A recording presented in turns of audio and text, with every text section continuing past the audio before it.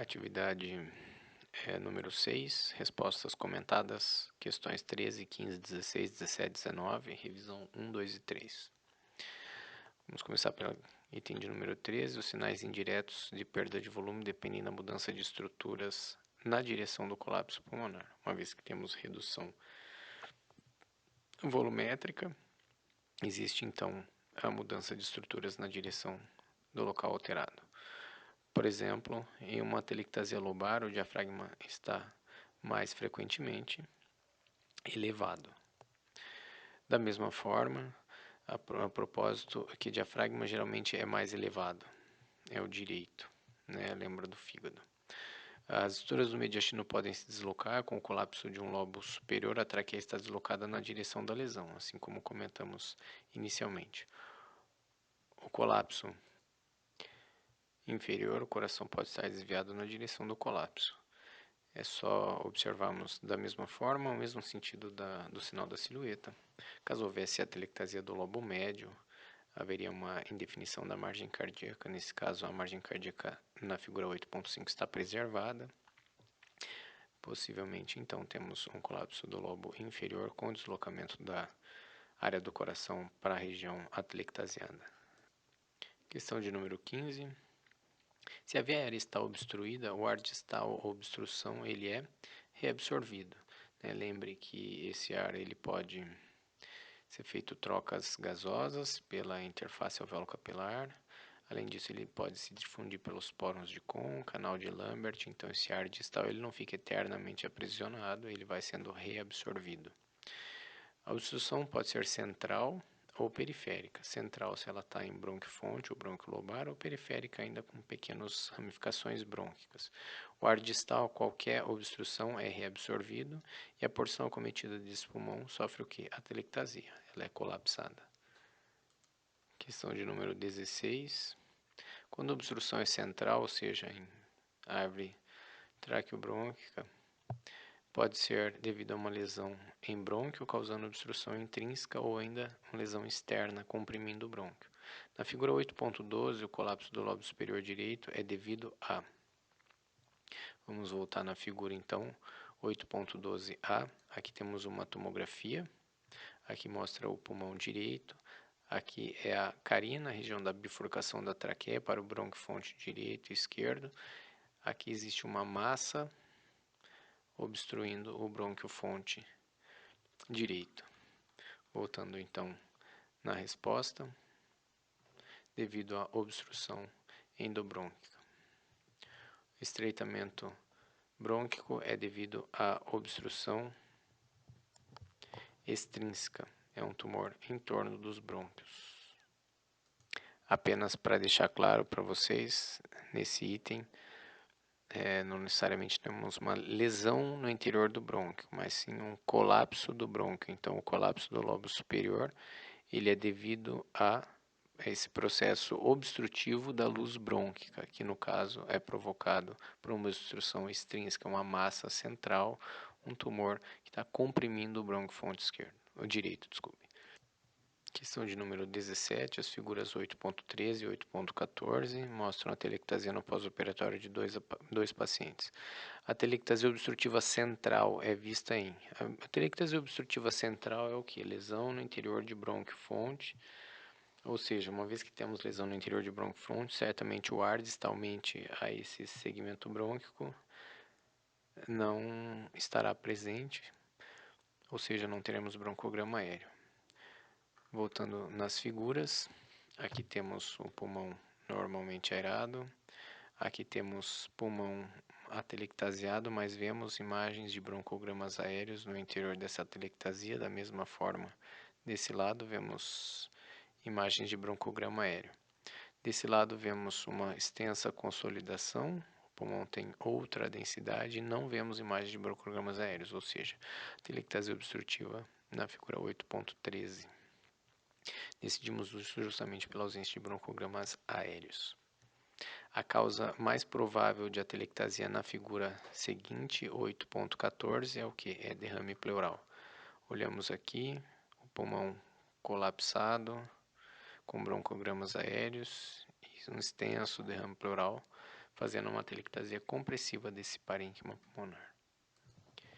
Questão de número 19. Estabeleça os mecanismos das atelectasias para as seguintes condições. Aspirado de amendoim.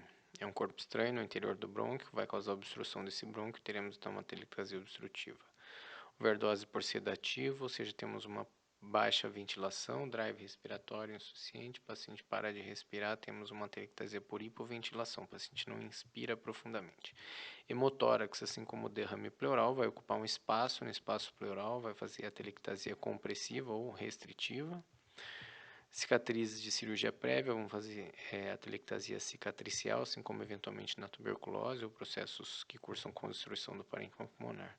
Aspiração de sangue, o sangue no interior da via aérea, da mesma forma como amendoim, como vômito ou qualquer estrutura que obstrua a árvore traqueobrônquica, temos também a atelectasia, então, por obstrução. Revisão, atividade 1. Raio-x de um paciente na unidade de terapia intensiva. O sinal da silhueta indica que quais lobos estão envolvidos. Vamos na questão de 8.17a. Aqui vemos fios e eletrodos de monitorização cardíaca. Aqui um tubo endotraqueal, possivelmente trajeto de sonda nasogástrica. Com base no sinal da silhueta, nós temos o contorno da borda cardíaca, mas desse lado não temos a delimitação do contorno diafragmático, ou seja, temos o sinal da silhueta obscurecendo o contorno diafragmático, possivelmente a consolidação está no lobo inferior direito.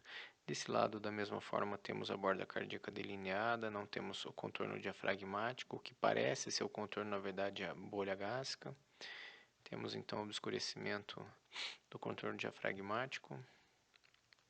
Então temos também uma consolidação no lobo inferior esquerdo. Então, lobo inferior esquerdo, lobo inferior direito. Os broncogramas aéreos não são visualizados nessa imagem. Possivelmente esse colapso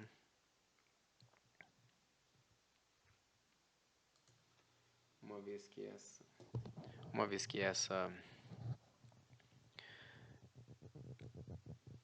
esse sinal da silhueta é visto na ausência de broncogramas aéreos, possivelmente temos obstrução brônquica, que é dada em pacientes críticos pela presença de acúmulo de secreção no interior dos brônquios, chamado tampão mucoso. Só desculpem se eu inicialmente falei consolidado, eu não tenho certeza, mas é colapsado. Aqui vemos aumento da densidade do parênquima pulmonar, e não é consolidação, é colapso. Progredindo na questão, a figura 8.17 é o dia seguinte, houve várias mudanças. Se a gente olhar e comparar uma radiografia com a outra, desse lado já conseguimos delinear melhor a cúpula diafragmática, não há sinal mais da silhueta. Desse lado ainda persiste a obliteração do contorno diafragmático. Dessa forma, os lobos superiores e lobo médio, que na radiografia anterior estavam normalmente airados, eles ainda estão airados. O lobo inferior direito, ele permanece colapsado, pois ainda temos a persistência do sinal da silhueta, e o lobo inferior esquerdo, agora ele está airado. É só comparar um exame com o outro. Desse lado ainda temos a obliteração da borda diafragmática. Desse lado aqui tínhamos, no exame seguinte não temos mais a borda cardíaca preservada dos dois lados, não temos outras alterações para serem relatadas. Revisão de número 2. Figura 8.18 representa o raio-x de outro paciente várias horas depois da cirurgia. Observamos essa imagem, um aumento difuso na densidade desse hemitórax esquerdo. O que devemos notar aqui, não temos delineamento da margem cardíaca, mas a cúpula diafragmática permanece delineada. Ou seja, o colapso que envolve esse pulmão seguramente é o lobo superior e a língula.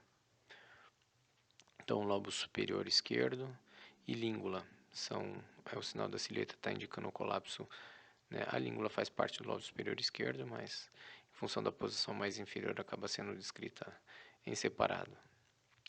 Não há sinais diretos de colapso. Quais são os sinais indiretos? Seria então a elevação do diafragma e ainda o aumento da densidade do lobo, né? Temos uma elevação da cúpula diafragmática que normalmente em condições habituais ela é inferior ou está em posição inferior à cúpula direita, e aumento difuso dessa densidade. A questão de número 3, as figuras 8.19a até a questão E, são 5 pacientes com colapso pulmonar. Combinar as causas, os fatores. É importante sempre lembrar se existe ou não broncograma aéreo no interior dessa atelectasia e conjuntamente avaliar a redução de volume. No primeiro caso, temos uma redução volumétrica sem a presença de broncogramas aéreos. Certamente temos então uma atelectasia por obstrução. No segundo caso, temos broncogramas aéreos. Possivelmente temos uma atelectasia em função não obstrutiva, em função desse derrame pleural, que pode eventualmente estar cursando com essa restrição da expansão pulmonar. No terceiro caso, 18.c, aqui não vemos um derrame pleural, vemos apenas uma atelectasia com brônquios no interior.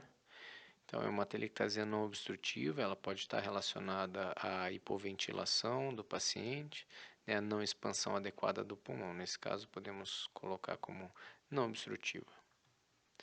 No caso seguinte, o que temos aqui, um extenso pneumotórax e o parênquima pulmonar colapsado em função desse pneumotórax ocupando o espaço, limitando a expansão pulmonar. Então, temos uma atelectasia compressiva ou restritiva, né? O pulmão ele é comprimido pelo pneumotórax e essa expansão ela é restringida devido ao espaço que o pneumotórax ocupa. E por último, temos aqui estrias na periferia do pulmão, certamente alterações, uma atelectasia cicatricial pós algum processo que agrediu esse pulmão, seja tuberculose, seja pneumonia, ou qualquer outra alteração que tenha cursado com uma desorganização da arquitetura pulmonar normal.